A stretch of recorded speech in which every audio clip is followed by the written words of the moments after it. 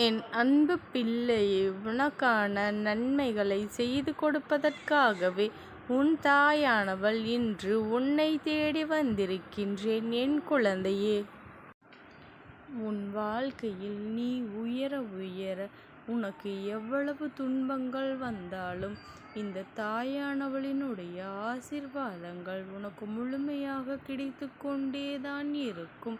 நீ எதை நினைத்தும் கவலைப்படாமல் உன்னுடைய முயற்சியை மட்டும் கைவிடாமல் உன் வாழ்க்கையில் நீ உயர்ந்து கொண்டே இருக்க வேண்டும்.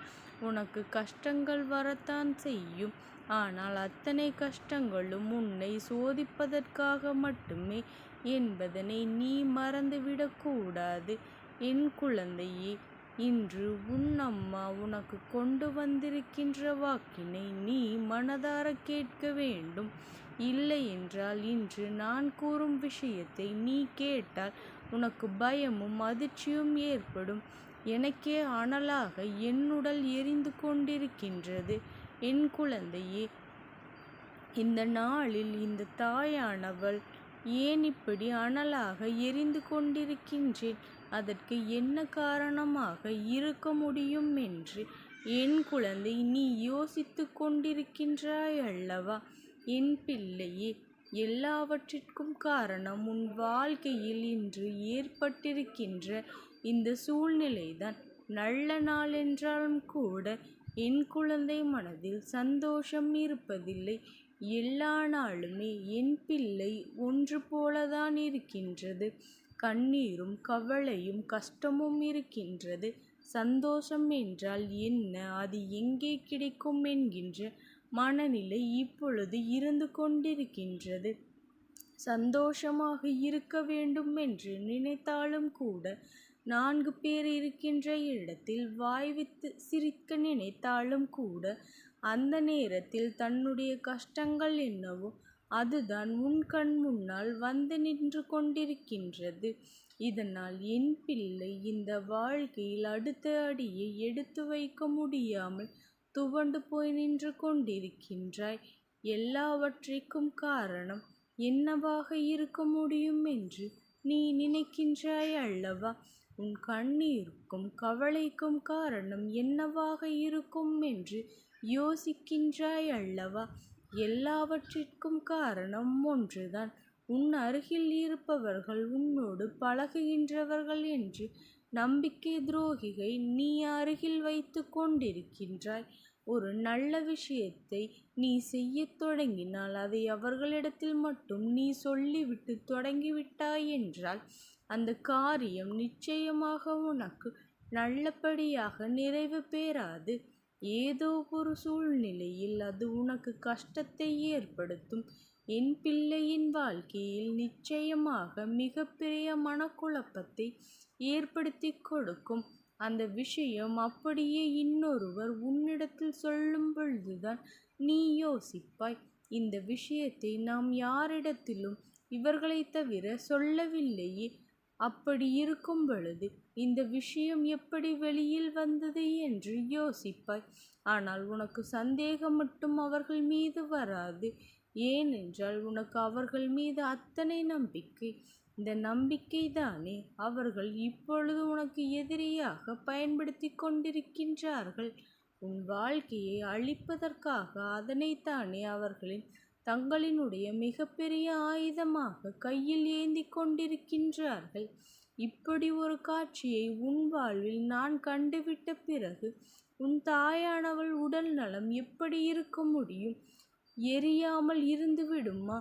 இந்த தாயானவள் உன் வாழ்க்கையை எப்படியெல்லாம் மாற்ற நினைத்து கொண்டிருக்கின்றேன்.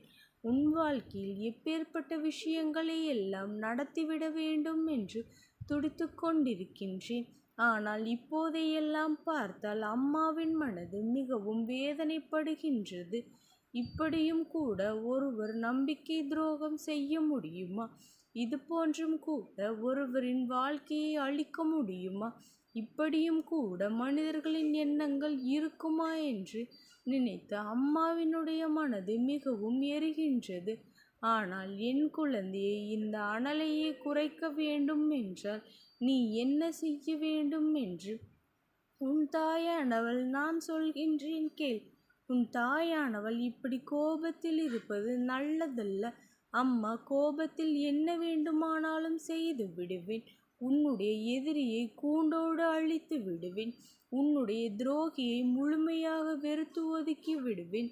தெய்வத்தினுடைய அன்பு என்னாலும் அவர்களுக்கு கிடைக்காதபடி நான் செய்து விடுவேன். என் குழந்தையே, கொஞ்சமாவது இந்த நேரத்தில் உன் தாயானவள் என் கோபத்தை நீ தணிக்க வேண்டும். அவர்களுக்கு நான் செய்ய நினைக்கின்ற விஷயங்களை நிச்சயமாக செய்துவிட்டால் நான் மனம் குளிர்ச்சி அடையப் போகின்றேன். ஆனால் என் பிள்ளை, நீ செய்ய போகின்ற விஷயம் என்னவென்று தெரிந்து கொள். என் மனதை குளிர்விக்க உன்னால் முடியும். அப்படி என்ன செய்ய முடியும் என்று நினைக்கின்றாய் அல்லவா என் பிள்ளையே? இந்த தாயானவளினுடைய மனதை நீ குளிர்விக்க வேண்டும் என்றால் நீ செய்ய வேண்டிய ஒரே ஒரு செயல், வாழ்க்கையில் யாரையும் நம்பாமல் இருக்க வேண்டும். நீ கண்மூடித்தனமாக எல்லோரையும் நம்பிவிடுகின்றாய். யார் யார் என்ன நினைத்து கொண்டு என்ன செய்ய போகின்றார்கள் என்பதை உணராமல் என் குழந்தை, நீயோ இந்த வாழ்க்கையை செய்வதறியாது எல்லாவற்றையும் நம்பி கடைசியில் பட்டது எல்லாம் போதும் என்ற நிலைக்கு வந்து கொண்டிருக்கின்றாய். எத்தனை நான் ஒருவரிடத்தில் ஏமாந்தாலும் என்னவோ மீண்டும் மீண்டும் அவர்களைத்தான் நாடி செல்ல நினைக்கின்றாய். காரணம் கேட்டால், அம்மா, எனக்கென்று ஆறுதலுக்கு யாரும் இல்லை. அவர்கள் எனக்கு கஷ்டத்தை கொடுத்தாலும் பரவாயில்லை. நான் அவர்களிடமின்றி வேறு யாரிடத்தில் எனக்கு ஆறுதலை பெற முடியவில்லை என்று என் பிள்ளை நீ சொல்கின்றாய் அல்லவா? இப்பேற்பட்டவர்கள் உன் வாழ்க்கையில் நடக்கின்ற அத்தனை உண்மைகளையும் தெரிந்து கொண்டு உனக்கு ஆறுதல் சொல்வது போல உன்னிடத்தில் நடிக்கின்றார்கள். இவர்களிடத்திலிருந்து இந்த ஆறுதல் பெறுவதற்கு நீ பெறாமலேயே இருந்துவிட்டு போகலாம். உனக்கு அந்த நேரத்தில் உன் மனதுக்கு தோன்றுவதை நீ செய்ய நினைக்கின்றாய். ஆனால் அது தவறு என் குழந்தையே. இந்த வாழ்க்கை உனக்கு கொடுத்த பல நல்ல விஷயங்களை நீ அதை கண்டும் காணாமல் இருப்பதற்கு காரணம் இது போன்றவர்கள்தான். பல நல்ல விஷயங்களை உன்னை அடைய விடாமல் தடுத்து நிறுத்தியிருக்கின்றார்கள். நீ அதை கவனிக்காமல் விட்டு செல்கின்றாய். இப்படி கூட ஒரு நல்வழி இருக்கின்றதா என்று சொன்னால் அதை நீ செய்து வம்பில் மாட்டிக்கொள்ளாதே என்று உனக்கு அறிவுரை வழங்குகின்றார்கள். இது நாள் வரையிலும் நீ பட்ட கஷ்டங்கள் எல்லாம் இவர்கள்தான் காரணம் என் குழந்தையே. இவர்கள் நீ நல்ல வழியில் செல்லும் போது எல்லாம் உன் வழியை திசை மாற்றிவிட்டு இருக்கின்றார்கள். அது மட்டுமல்ல, எந்த ஒரு செயலை வெற்றிகரமாக நீ முடிக்க நினைத்தாலும் அந்த செயலில் உனக்கு வெற்றி பெற முடியாமல் இவர்கள் தடுத்து உன்னுடைய கவனத்தை திசை திருப்பி விட்டதோடு மட்டுமல்லாமல் நீ செய்வது தவறு என்று உன்னையே நம்ப வைத்திருக்கின்றார்கள். இப்பொழுது உன் வாழ்க்கையில் கஷ்டத்தை கொடுத்திருக்கின்றது என் குழந்தையே. இனிமேலாவது இந்த விஷயங்களை எல்லாம் உணர்ந்து கொண்டு நீ ஒதுங்க வேண்டும். இந்த தாயானவள் மற்றபடி நடக்க வேண்டிய விஷயங்களை எல்லாம் பார்த்து கொள்வேன். அம்மா தண்டனை கொடுக்கின்ற நேரத்தில் நீ அவர்களுக்கு ஒரு நாளும் உறுதுணையாக நின்றுவிடக்கூடாது. அவர்கள் செய்த தவறை புரிந்து கொண்டு நீ நடக்க வேண்டும். அவர்கள் இன்று செய்த தவறை உணர்வதற்கு தயாராக இருக்கும் பட்சத்தில் உன் வாழ்க்கையில் அவர்கள் நடந்து கொண்ட விஷயத்திற்கும் உன்னிடத்தில் மன்னிப்பு கேட்க தயாராக இருக்கும் பட்சத்தில் அவர்களை உன் தாயானவள் நான் விட்டு விடுவேன். ஆனால் இப்பொழுதுதான் அவர்கள் செய்த தவறையே உணரவில்லையே. மற்றவர்களுக்குத்தான் செய்த தீங்கினை அவர்கள் உணரவில்லை. இந்த தாயானவளிடமிருந்து நிச்சயமாக தண்டனை கிடைக்கும். இந்த வாழ்க்கையில் மறக்க முடியாத அவர்களுக்கு தண்டனை உன் தாயானவள் நான் கொடுத்து விடுவேன். இனி ஒரு பொழுதும் இந்த சூழ்நிலையிலிருந்து அவர்கள் மீண்டு வர முடியாத அளவிற்கு தண்டனை அவர்களுக்கு கிடைத்தே தீரும். அவர்கள் வாழ்க்கையில் தான் செய்ததை எத்தனை பெரிய தவறு என்று வாய்விட்டு சொல்லி அழக்கூடிய நிலைக்கு தள்ளப்படுவார்கள். அந்த அளவிற்கு கஷ்டங்களை தெய்வங்கள் அவர்களுக்கு கொடுக்கும் என்பதில் எந்த ஒரு மாற்று கருத்தும் கிடையாது. அதனால் நீ உன்னுடைய எதிரிகளையும் உனக்கு கஷ்டங்களை கொடுத்தவர்களையும் நினைத்து வருத்தப்படாதே. அதுபோல எல்லோரையும் நீ மனதார நம்பிவிடாதே. உன் வாழ்க்கையில் என்ன செய்கின்றார்கள் என்பதை நீ சற்று புரிந்து கொள்ள வேண்டும். எல்லோரிடத்திலும் வாழ்க்கையில் நடக்கின்ற அத்தனை உண்மைகளையும் சொல்லிவிடக்கூடாது. இங்கே உண்மையில் ஒருவருக்கு ஆறுதல் சொல்ல நினைக்கின்றார்கள். அடுத்தவர்கள் கஷ்டத்தை தெரிந்து கொண்டு செல்ல மாட்டார்கள். மாறாக என்ன கஷ்டம் இருந்தாலும் என்றும் நான் உனக்கு ஆறுதலாக இருப்பேன் என்று சொல்வார்களே தவிர என்னவென்று கேட்டு அதை மற்றவர்களிடத்தில் சொல்லி சிரித்து இருக்க மாட்டார்கள். கேட்டு தெரிந்து கொண்டு ஆறுதல் சொல்ல நினைப்பார்கள்.